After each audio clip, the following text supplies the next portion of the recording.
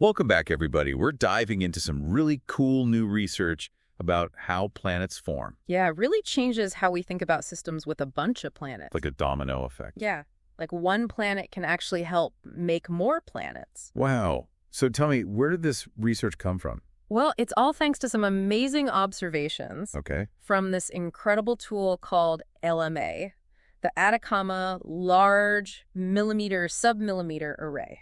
So LMA is like a super-powered telescope. Right, it can see things that other telescopes just can't. That's amazing. But before we get into LMA and all that, could you kind of remind us, like, how do planets form in the first place? Okay, so imagine a young star, just a baby star. Okay. It's surrounded by this huge disk Okay. made of gas and dust. I'm picturing it. And this disk, it's like a giant cosmic pancake, Wow. hundreds of times bigger than our entire solar system. Really? Yeah, we call it a protoplanetary disk. Protoplanetary disk. And that's where planets are born. Oh, okay. So those are like the cosmic nurseries that we hear about? That's exactly. You found so many planets, right? Yeah, thousands of planetary systems out there. And over 1,000 of them, get this, they have multiple planets. Yeah, it's crazy. So even though we found all these planets, we still don't really know exactly how those multi-planet systems come together. Yeah, it's kind of like having a puzzle, but you don't have the picture on the box to help you out, Yeah, that makes sense. which is where PDS 70 comes in. PDS 70, okay. It's this young star about 367 light years away from us. Wow, okay. And it's special because it's the only star so far where we've actually seen fully formed planets that are still inside that protoplanetary disk.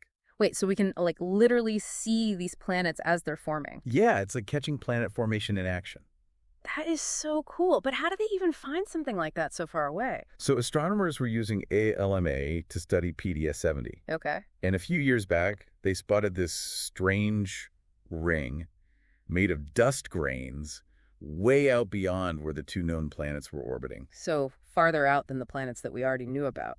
Yeah, much farther out. They Yeah. knew there had to be something going on there, but to figure out what they were seeing, they needed to get a better look. Like they needed to zoom in, basically. Yeah, exactly. Yeah.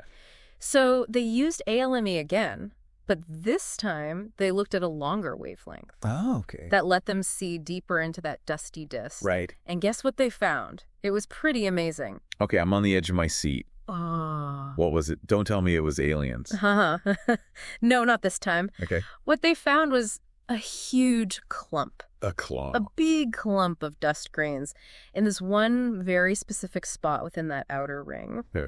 And here's the really interesting part. This clump was right at the edge of the orbit of one of the existing planets. Oh. So you're saying this planet is like pushing those dust grains together. That's exactly what the evidence points to. Wow. The gravity from that planet seems to be shepherding all those dust grains, like herding them into this dense clump.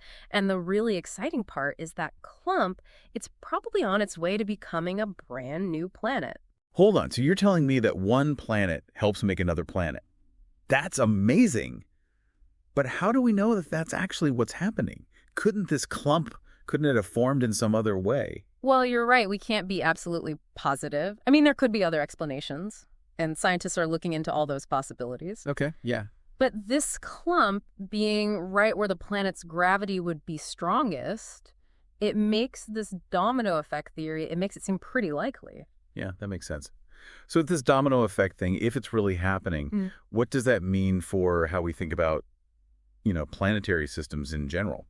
This could be huge. I mean, think about it. If planets can actually start the creation of other planets, Yeah. it means they aren't just sitting there, orbiting their stars. Right. They're actually shaping their environment.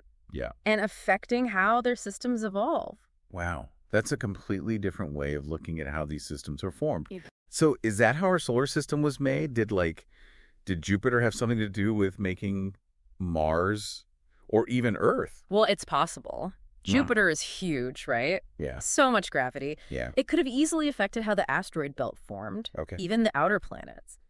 This discovery is giving us a totally new way to think about the history of our own solar system. Wow. It's like we're finding this hidden family tree with each generation of planets influencing the next one. That is fascinating. Yeah. I always thought of the planets in our solar system as kind of random, just this random collection.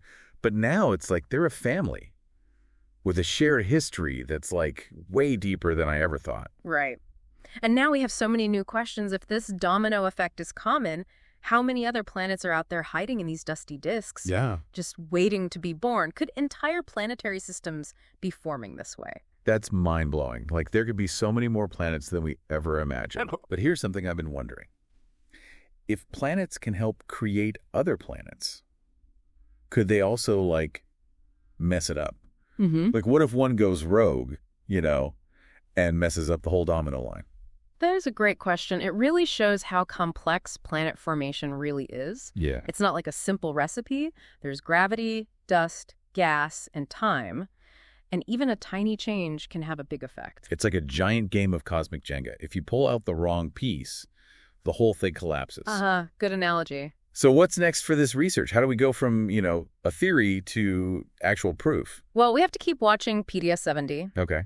use ALMA and other telescopes. We need more data Okay. to see how that clump changes over time. If it keeps growing and turns into a new planet, that would be really strong evidence for this domino effect. So we just need to wait and see what the universe shows us. Exactly. Right. And while we wait, scientists will be working on computer models and simulations, to test out the domino effect theory. They can run these simulations with all sorts of different conditions, Right. like different sizes and masses of the planets, Oh, okay. to see how it affects the formation of new planets. So it's like a mix of watching the real thing and doing these virtual experiments. Yeah, and it all helps us figure out this amazing process. Cool. And every new discovery, every little piece of data we get, it gets us closer to understanding how planets are born Yeah. and figuring out where we fit in the universe. It's incredible that we're alive at a time when we can make these discoveries. It really is. It also makes me think, if we can figure out how planets form, could we make our own planets someday? Or even whole solar systems? That is a question for the ages. It might be possible, who knows, but we've got a long way to go. Yeah. Right now, we're focused on understanding how it happens naturally, but maybe one day we'll have the technology to create our own cosmic masterpieces. Wow, imagine designing our own planets Yeah, with oceans and mountains, maybe even alien life. it's definitely something to think about. It reminds us that the universe is full of possibilities, and we still have so much to discover. Okay, so we've talked about this domino effect, how planets can actually trigger the formation of other planets. And we talked about how it could change how we see the history of our own solar system. And it might be happening everywhere in the universe. But I'm still trying to, fully grasp it. Yeah. What does this mean for how we understand the universe as a whole? It really changes how we think about things. We used to think about planets as these separate things, right? Just orbiting around their stars on these predictable paths. But now we're starting to realize that they're part of something much bigger. Yeah. A system where everything's connected and always changing. It's like they aren't just along for the ride. They're shaping things, influencing their planetary siblings. It's so cool. Exactly. But it also makes you wonder, if this domino effect is happening all over the place, are there way more planets than we can even imagine? Oh, yeah. Definitely possible.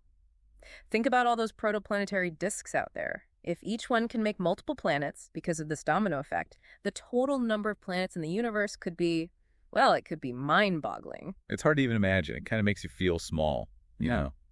Yeah. But in a good way.